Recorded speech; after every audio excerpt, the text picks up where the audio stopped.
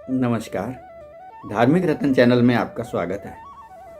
जैसा कि आप जानते हैं, इस चैनल के माध्यम द्वारा हम श्री राम कथा धारावाहिक रूप में प्रस्तुत कर रहे हैं। अभी तक 26 प्रकरण हो चुके हैं और आज 27वां प्रकरण है। पिछले प्रकरण में आपने जाना था कि राम के वियोग में महाराज दशरथ की मृत्यु हो गई। भरत और शत्रुघ्न ननिहाल से वापस आए। कैकई से राजा की मृत्यु का कारण जानकर भरत जी बहुत ही दुखी हुए और उन्होंने कैकई को बहुत ही बुरा भला भी कहा। फिर दोनों भाई कौशल्या के पास आए हैं। कौशल्या ने उन्हें गले से लगाया है और भरत जी कह रहे हैं, एहा कैकई कत जनमी जग माझा, जो जनमी ते भई काहे न बाझा, कुल कलंक जेहि जन्म्यो मोहि, अपजश भाजन प्रिय जन द्रोही। इस प्रकार भरत जी माता कौशल्या को कह रहे हैं कि कैकई इस जग में पैदा ही क्यों हुई, और अगर पैदा हुई तो वो बांझ ही क्यों नहीं हुई। उसने मेरे जैसे पुत्र को क्यों जन्म दिया जो कि पूरे कुल का कलंक बना और अपने प्रियजनों का द्रोही सिद्ध हुआ। माता कौशल्या जी उनको समझा रही हैं कि नहीं बेटा, आप ऐसा मत सोचो। आप तो राम जी के हमेशा ही प्रिय हो और राम जी आपको प्रिय हैं, ये मैं सब जानती हूँ। हम आपको यह बता देना चाहते हैं कि पूरी रामायण के अंदर भरत चरित्र सबसे उत्तम चरित्र है। भरत जी राम जी के प्रेम की एक मूर्ति ही हैं। भरत जी का प्रेम अतुलनीय है। भरत चरित्र गाते गाते, भरत चरित्र सुनते सुनते, भरत चरित्र कहते कहते कोई भी व्यक्ति संवेदनशील हो जाता है। भरत जी का इतना अगाध प्रेम है भगवान राम के प्रति कि वो इस सारी घटना को अपने ऊपर ही ले रहे हैं। भरत जी माता कौशल्या को कहते हैं कि उन्हें इस घटना का कोई भी समाचार नहीं था और ना ही मैं यह राज्य लेना चाहता हूँ। और भरत जी यहाँ तक कहते हैं कि संसार में जितने भी प्रकार के कवियों ने और शास्त्रों में पाप लिखे हुए हैं, वह सब पाप मुझे लग जाए अगर इस घटना में मेरा हाथ हो। माता कौशल्या उनको समझाती हैं, पर भरत जी का हृदय शांत नहीं हो रहा है। वो फिर बार बार कह रहे हैं, जे पातक उपपातक अहई, करम वचन मन भव कवि कहई, ते पातक मोहि हों विधाता, जो यह होई मोर मन माता। उनके इन वचनों को सुनकर कौशल्या जी भी दुखी होती हैं और उन्हें समझाती हैं कि हे पुत्र, मैं जानती हूँ कि तुम्हें राम से और राम को तुमसे बहुत अधिक प्यार है। यह घटना तो विधाता ने रची है, इसमें तुम्हारा कोई दोष नहीं है। इसके बाद वहीं पर कुलगुरु वशिष्ठ जी आ जाते हैं और उन्होंने भरत को कहा कि सर्वप्रथम राजा का क्रियाक्रम करना चाहिए। भरत जी गुरु की आज्ञा सुन करके उठते हैं और राजा की देह की अंतिम तैयारी में लग जाते हैं। नृप तनु वेद विदित अनवावा, परम विचित्र विमान बनावा, सरजु तीर रचि चिता बनाई, जनु सुरपुर सोपान सुहाई, पितु हित भरत कीन जस करनी, सो मुख लाख जाई नहीं बरनी। इस प्रकार राजा के शरीर को नहलाया गया, चिता तैयार की गई और सरयू के किनारे उनकी इतनी सुंदर चिता बनाई जैसे कि सीधा स्वर्ग की सीढ़ी हो। पिता के क्रियाकर्म करने के लिए भरत ने जो कुछ किया वह कोई भी पुत्र अपने पिता के लिए नहीं कर सकता। यानी कि भरत जी ने बहुत ही श्रद्धा से सारे कार्यक्रम किए। इस प्रकार 10 गात क्रिया करने के बाद बहुत सारे दान दे करके भरत जी 10 दिनों के बाद शुद्ध हुए। फिर वशिष्ठ जी ने एक सभा बुलाई जिसमें तीनों रानियां, मंत्री, प्रजा के मुख्य लोग सभी सम्मिलित हुए। तब वशिष्ठ जी ने भरत जी को सारी घटना दोहराई कि किस किस प्रकार से कैकेयी ने वरदान मांगे और राजा ने उनको वरदान दिए और राम, लक्ष्मण और सीता वनों में गए। यह सारी घटना उन्होंने दोबारा से सुनाई और भरत जी को धैर्य धारण करने के लिए उपदेश भी दिया। और फिर यह कहा कि पिता की आज्ञा अनुसार भरत जी अब राज सिंहासन पर बैठें। माताओं ने भी भरत जी को यही सलाह दी। मंत्री और प्रजाजनों का भी यही मत था। राय राजपद तुम कहूँ दीना, पिता वचन फुर चाहिए कीना। तजे राम जेहि बच नहीं लागी, तन परिहर्यो राम बिरहागी।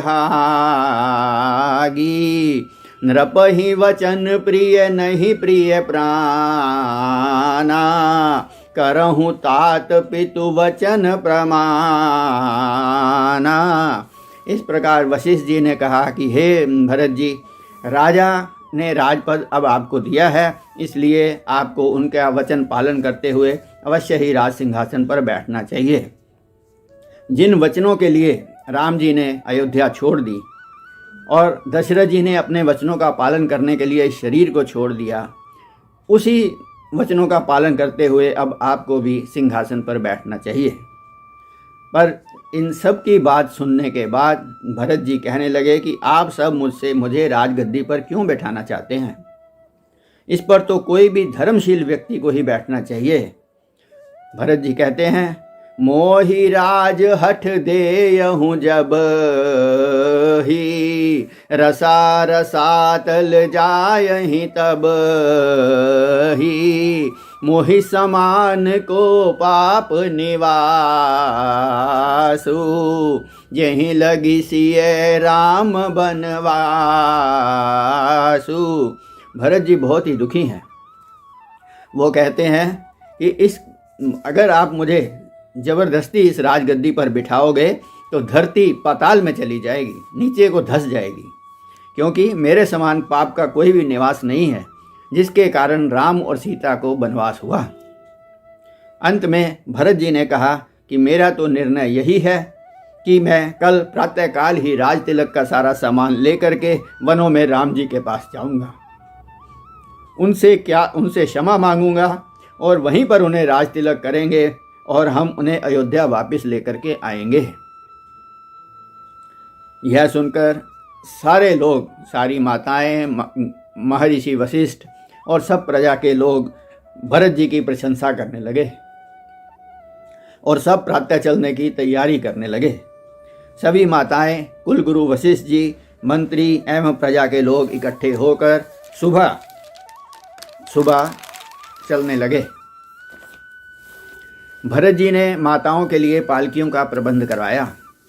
बाकी लोग रथ एवं घोड़ों पर चलने लगे, पर भरत जी पैदल ही चलने लगे।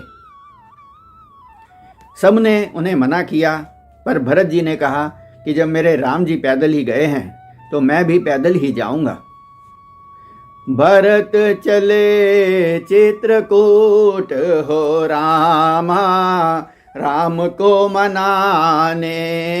भरत चले चित्रकूट हो रामा, राम को मनाने। भरत चले चित्रकूट हो रामा, राम को मनाने। इस प्रकार भरत जी ने कहा कि मैं तो पैदल ही जाऊंगा। बनसिय राम समुझि मन माही, सानुज भरत पया देहि जाई। तमसा तीर प्रथम करिवासु दूसर गोमती तीर निवासु। भरत जी ये सोच रहे हैं कि जब राम जी पैदल गए हैं तो मैं भी पैदल ही जाऊंगा। वो शत्रुघ्न के साथ पैदल ही चल रहे हैं। पहला निवास तमसा नदी के किनारे पर किया और दूसरा गोमती नदी के किनारे प्रवास किया।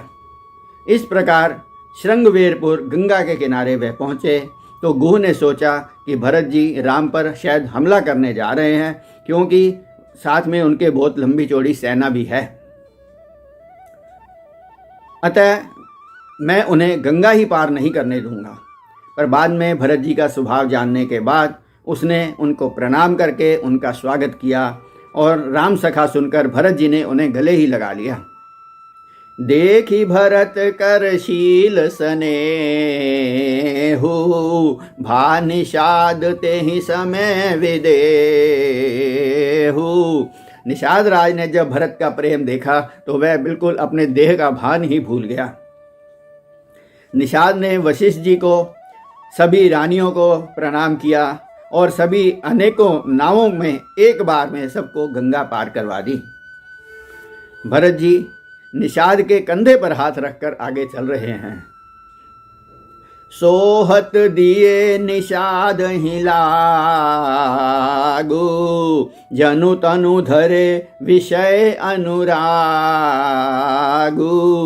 फिर भरत जी ने निषाद राज के कंधे पर हाथ रख करके आगे पैदल चलना प्रारंभ किया।